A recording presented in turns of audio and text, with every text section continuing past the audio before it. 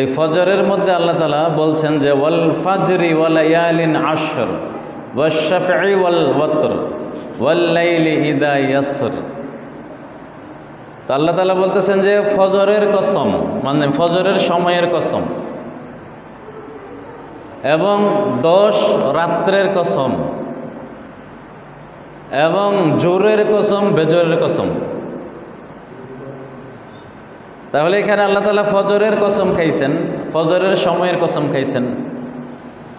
আল্লাহ তাআলা যদি কসম খান তাহলে এটার দ্বারা একটা উদ্দেশ্য হচ্ছে ওই জিনিসটা অত্যন্ত দামি, ওইটা অত্যন্ত মূল্যবান জিনিস, দামি জিনিস।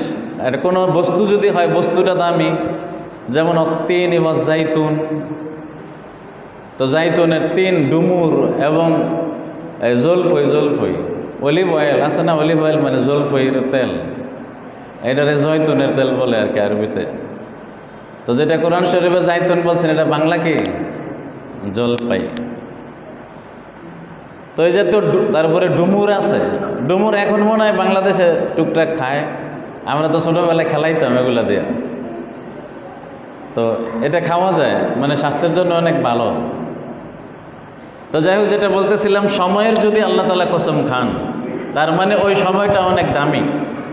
আর যদি কোনো জিনিসের কসম খান তাহলে জিনিসটা কি? অনেক দামি। সময়ের কোনো ব্যক্তির বা কোনো বস্তুর বা কোনো জিনিসের যদি আল্লাহ কসম খান, এর মানে হচ্ছে ওই জিনিসটা দামি। তো আল্লাহ তাআলা ফজরের সময়ের কসম খাইছেন। তো 5 ওয়াক্ত নামাজের ভিতরে ফজরের সময়টার দাম অনেক বেশি। কারণ কি? এটা কষ্টের সময়, মানে মানুষ ঘুম থেকে উঠা তারপরে নামাজ পড়তে হয়। অনেক পাক্কা নামাজিও অনেক সময় জামাত ফেল করে। তো সেই হিসাবে যেহেতু ওই সময়টাতে ওঠা কষ্টকর, এই জন্য আল্লাহ তাআলা যারা পড়তে পারে তাদেরকে অনেক বেশি সওয়াব দান করেন। 5 ওয়াক্ত নামাজের ভিতরে ফজরের সময়েরই দাম বেশি এবং ফজরের নামাজেরই কি দাম বেশি। তো হাদিসের মধ্যে আছে যে ফজরের নামাজ 5 ওয়াক্ত নামাজের মধ্যে মাথার মতো। অন্য অন্য নামাজ যেমন শরীরে অন্য অন্য অঙ্গ প্রত্যঙ্গ, আর ফজরের নামাজটা হলো মাথার মতো। হাত না থাকলে মানুষ বাঁচবে, কিন্তু মাথা না থাকলে বাঁচবে না, মানে এত গুরুত্ব ফজরের নামাজের। তো এই জন্য আল্লাহ তাআলা ফজরের সময়ের কসম খাইছেন, এই সময়টা অনেক দামি। এরপরে আল্লাহ তাআলা কসম খাইছেন 10 রাত্রির, ওয়ালায়ালিন আশর। যে আল্লাহ তাআলা বলতেছেন যে এবং 10 রাত্রের কসম। তো মুফাসসিরিনে কেরাম বলেন 10 রাত্র দ্বারা জিলহজ মাসের 1 তারিখ থেকে না 10 তারিখ, এই 10টা রাত্র উদ্দেশ্য। এই যে মাস, আজকে যদি চাঁদ ওঠে তাহলে আজকে রাত্রে থেকে শুরু, মানে সূর্য কি বলে না, চাঁদ, যদি চাঁদ ওঠে তাহলে আজকে রাত্র থেকে শুরু। আর যদি চাঁদ আজকে না ওঠে, কালকে ওঠে, তাহলে কাল রাত্র থেকে এটা শুরু হবে। অর্থাৎ আল্লাহ তাআলা কসম করে যে 10 রাত্রের কথা বলছেন, এই 10 রাত্র হচ্ছে জিলহজ মাসের 1 তারিখ থেকে না 10 তারিখ, এই 10টা রাত্র। তার মানে এই রাত্রগুলোরও অনেক দাম। আল্লাহ তাআলা যেহেতু কসম খাইছেন, তো কসম যেই জিনিসের আল্লাহ তাআলা খান, ওই জিনিসটা দামি বলেই আল্লাহ তাআলা কসম খান। তো এই জন্য এই 10টা রাত্রের ব্যাপারে হাদিসের মধ্যে আছে, তাফসিরের কিতাবও লেখছে যে কেউ যদি এই রাত্রগুলোতে ইবাদত করে তাহলে তার আমল নামায় সবে কদরে ইবাদত করলে যেই সওয়াব হয় সেই সওয়াব হবে। সুবহানাল্লাহ। এই জহির ভাই আপনি একটু সামনে বন, জহির ভাই আপনি একটু সামনে বন, সামনে আইন।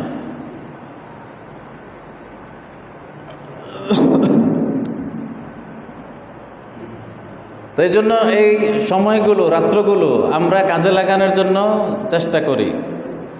আল্লাহ তাআলা আমাদেরকে বুঝার এবং আমল করার তৌফিক দান করেন। এই সময়গুলোতে হাদিসে আছে, মানে বেহুদা কথা তো ইসলামের দৃষ্টিতে কখনোই পছন্দনীয় না। হাদিসের মধ্যে আছে মিন হুসনি ইসলামিল মারই তরকুহু মা লা ইয়ানি।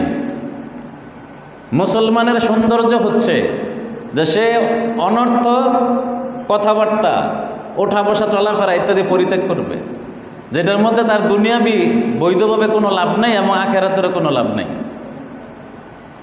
এমন কাজকে অনর্থক কাজ বা কথা বলা হয়। এই জন্য অনর্থক কাজ কর্ম পরিত্যাগ করা, কথাবার্তা পরিত্যাগ করা, এটা নবী সাল্লাল্লাহু আলাইহি ওয়াসাল্লাম বলতেছেন এটা মুসলমানদের সৌন্দর্য, এটা মুসলমানের জন্য ইসলামের সৌন্দর্য এটা। এই জন্য আমরা মানে এই বিষয়গুলোতে মানে খুবই খেয়াল করি। হাদিসের মধ্যে আছে যে ব্যক্তি চুপ থাকার অভ্যাস করবে তো আল্লাহ তাআলা তার আমল নামায় 60 বছর ইবাদতের সওয়াব দিবেন। চুপ থাকার অভ্যাস করতে পারলে, কথা কম বলার অভ্যাস করতে পারলে। তো যারা কথা বেশি বলে বা যে ব্যক্তি কথা বেশি বলে সে এই সওয়াব পাবে না। এই জন্য কথা কম বলা এটা সবসময়ই পছন্দনীয়। ইসলামের দৃষ্টিতে মুসলমানের জন্য কথা কম বলবে এটা সবসময়ের জন্যই পছন্দনীয়। আর জ্ঞানীগুণীরা সহ সমাজের সকলেই যারা কথা বেশি বলে তাদেরকে ব্যাককল মনে করে, আর ব্যাককলেরা মনে করে আমরা জ্ঞানী। ব্যাককলেরা নিজেদেরকে জ্ঞানী মনে করে, আর সমাজের মানুষ তাদেরকে ব্যাকল মনে করে। এই জন্য কথা কম বলার অভ্যাস করতে হবে। কথা কম বললে আল্লাহ পাকের দরবারেও সে জ্ঞানী। এই জন্য সবসময় শুধু বিশেষ কোনো সময়, বিশেষ কোনো মাসে কথা কম বলবো মানে এরকম না যে অন্য সময় বেশি বলবো, বরং সবসময়ই কথা কম বলবো, জিকির আজকার বেশি করব। যে সময়টা বেহুদা কথা বললাম এই সময়টাতে আমি জিকির আজকার করতে পারি, জিকির করলে অনেক সওয়াব হবে। এই জন্য বিশেষভাবে যেমন রমজান মাসেও কথা কম বলার কথা, রোজা অবস্থায় কথা কম বলার কথা আছে। এমনকি হাদিসের মধ্যে স্পষ্ট আছে, কোরআন শরীফের মধ্যেও আছে, কেউ যদি রোজাদারের সাথে তর্ক করতে যায় তো রোজাদার যেন এই কথা বলে দেয় ইন্নী ইমরুন সাইম, যে আমি রোজাদার মানুষ, আমি তোমার সাথে তর্ক করব না। এই জন্য রোজাদারের এটা শান, তারা কথা কম বলবে। এরপরে এই 10 দিন, এই জিলহজ মাস শুরু হইলে যদি আজকে চাঁদ ওঠে অথবা কালকে ওঠে, কথা কম বলে বেশি বেশি জিকির করার কথা হাদিসে বলা হয়েছে।